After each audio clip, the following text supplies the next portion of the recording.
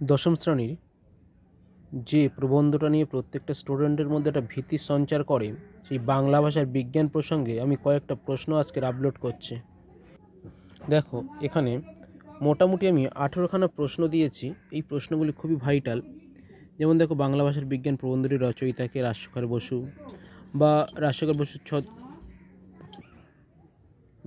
বসুর ছদ্মনাম কি, যেমন পরশুরাম, বা বাংলা ভাষার বিজ্ঞান প্রবন্ধের উৎস কি, বিচিন্তা।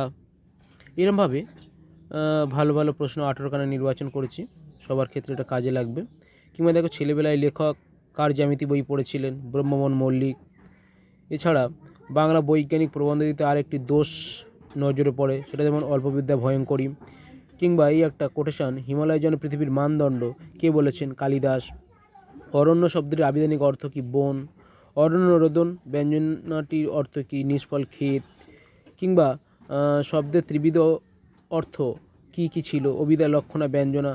অর্থাৎ আলংকারিকরা এই তিনটের কথা বলেছিলেন, শব্দের ত্রিবিধের কথা, অভিধা, লক্ষণা, ব্যঞ্জনা। কিংবা দেখো, আরও ভালো ভালো প্রশ্ন এখানে দিয়েছি। ইজার শব্দের অর্থ কি? পাজামা।